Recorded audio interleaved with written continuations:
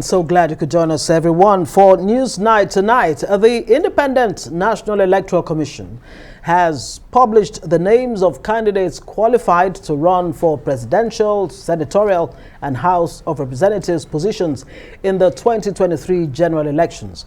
A breakdown of the list shows 18 presidential candidates and their running mates from the 18 registered political parties in Nigeria. 1,101 candidates are vying for 109 senatorial seats, while a total of 3,122 candidates are vying for 360 positions in the House of Representatives. In terms of gender distribution, 3,875 candidates are male, made up of 35 for presidential and vice presidential, 1,008 for Senate, and 2,832 for House of Representatives. Similarly, 381 females comprising 1 for presidential, 92 for Senate, and 288 for House of Representatives are contesting. Well, there are also 11 candidates who are persons with disabilities in the race. Well, the published document indicates that the Governing All Progressives Congress APC has no candidate for the Yobe North Senatorial District, as the name of the Senate President, Ahmed Lawan, who was filed by the party, is conspicuously missing. But that of Godswill Akpabio, who had a similar case for the Akwa Ibom Northwest Senatorial District, was included based on a court order. Well, the electoral body explains that the list published contains only the names of candidates validly nominated for national elections at the close of party primaries and the period earmarked for withdrawal and substitution of candidates, as well as candidates from an order of a court of competent jurisdiction. INEC says the final list of candidates for governorship and state constituencies will be published on the 4th of October 2022, as already indicated on the timetable and schedule of activities for the 2023 general election. Well, let's bring in a Rise Director of News and Politics Editor, Sumner Sambo, for more on this issue. Thank you so much for joining us on News Night tonight. Thank you so much. Sumner. Now we're getting final list of candidates for national elections released today by INEC. First off, what do you make of this, and is it safe to say that this is the very final list?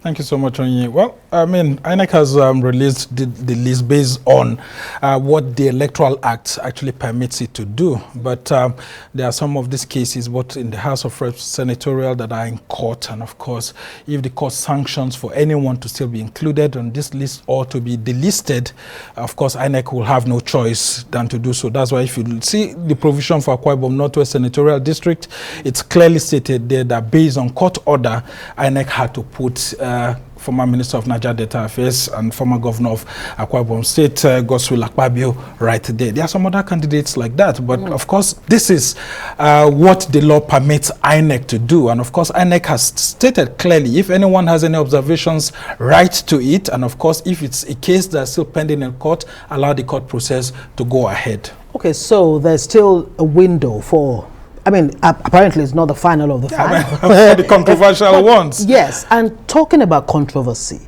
the fact that the judiciary every time finds itself, being right smack in the middle of things, deciding, being the final arbiter of the electoral outcomes or election outcomes, is this a good trend as it continues to grow? I mean, from year to year, we see that this is the case. That's one of the problems we have with democracies in developing economies and countries like ours.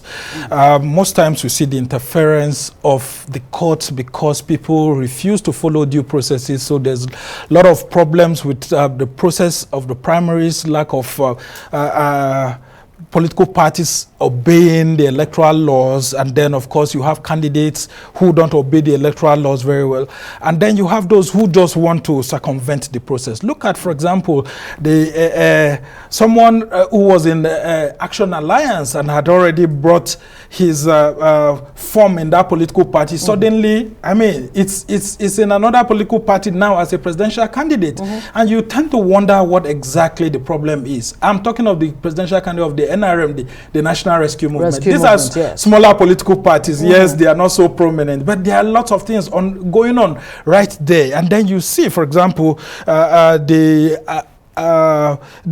presidential parties of some of these smaller political parties actually, facing lots of tough times just before eventually the list is released, and eventually it's only when they see their names there that they can vouch for themselves and say, okay, I'm there. Look at, for example, Dumebi Kachuku of the African Democratic Congress. Exactly. I mean, you had seen that one faction of the party said that they had expelled him, but I mean, you can see that the electoral body has recognized him and all of that. So these are some of the scenarios we'll keep having with our democracy. But yet you raised a very critical point, and that's why former President Goodluck Jonathan had advised that we should, in such a way, craft our laws that prevents the courts from being the sole determinants of those who get on to win elections or who are the presidential candidates of political parties. Where is the place of the party members? If, for example, it's the court that will have to impose who is the final candidate, where's the place of Nigerians, that's the voters, if it's the court that will have to determine who eventually wins the election last? So, I mean, as we go into the elections, we have to look into this. And of course, as we test the 2022 Electoral Act, we have to see how to better our electoral laws to prevent. I'm a bit curious. You just mentioned a very important point there, the role of judiciary, the role of party members, the voters themselves in deciding. How easy is this? Is this not easier said than done? For instance, parties that have factions, INEC gets to choose one, over the other. What's the criteria really? Isn't that where, would I call it a neutral body like the judiciary should come in to determine who should be recognized? Yes, INEC has that, don't forget, INEC is the regulator of political parties. So it knows those who are trying to circumvent the laws based on its guidelines, because there are guidelines for political parties to operate in the country. Then you also have the issue of what the courts are saying. INEC is a creation of the law, and it must abide by the laws of the country. So if indeed the courts order that a particular group should be recognized, then of course they have to. But what INEC did as a sort of innovation, which has been very helpful, is that it's only those that it recognizes and that it gives the particulars of the political party to be able to log into its portal to submit candidates. So you can't say you are recognized by INEC when INEC doesn't give you those login credentials, the credentials for you to be able to log into the portal and then put your candidates there. So this has helped to streamline some of the problems that we have. And I can tell you that it's part of this that has led to even the governing party being forced to do the right thing, the APC, despite the fact that they've been trying to recognize some people that INEC doesn't recognize. I mean, you've seen INEC sticking like to... in the case of Akpabio in Akwa Ibom State. Akpabio, I mean, it's only when the court had to order that they had to eventually say, okay, they will accept. And I can tell you, if it goes to the Court of Appeal and to the Supreme Court, and the Supreme Court eventually rules on it that the party is wrong, INEC will have no choice than to obey what the court says. So in this instance, the political parties must be forced to obey their own rules, their own constitutions, and of course, obey the guidelines of INEC. Because if INEC is not present at any political party primary, then what the law says is that that primary is deemed to be null and void. So it's safe to say with the Electoral Act 2022, we can be sure that going forward, we might see more of internal democracy within the parties. The parties are being forced to have internal democracy. Not because many of them want to have that. Look at, for example, the Yobe North Senatorial District. That's why you have laws, to force you to do the right thing. I mean, look at the Yobe North Senatorial District, for example. I mean, if we are to say the chief lawmaker in the federation, I mean, if we are to say that at the National Assembly, Ahmed Lawan is nowhere to be found on the list. I mean, because his party brought him up when you have Machina, who is the guy who contested and was certified by the same political party as the winner of the party primary, being pushed aside. Now, INEC is saying, can you as a political party just obey what you said you were doing yourself? Now, if this gentleman wants to have his name on the ballot, then the person who was deemed the certified winner prior to then has to step down. But the person refused to withdraw. And so INEC is saying that if the person refused to withdraw, the only thing you can do is maybe go to court, but you cannot impose this candidate because based on the Electoral Act, the person didn't make the qualifications. This whole placeholder thing, how much of an aberration is it for our democracy? right now, where we are? Yeah, I mean, we've gone beyond that now because the political parties, some of them and their candidates and some people tested certain things. Look at what happened in Taraba State, for example, today. The APC governorship primary election in that state has been cancelled, and the court is saying go back and hold a fresh primary election because what you have done is not in accordance with the Electoral Act. Now, some of these placeholders were there because some people wanted to test their popularity in the presidential primaries, and of course that's why you had the likes of Godswill Akpabio, you had the likes of Ahmad Lawan going to the presidential primary before coming to the senatorial primary, which may have been one of their first aims. I mean, we had this in the past.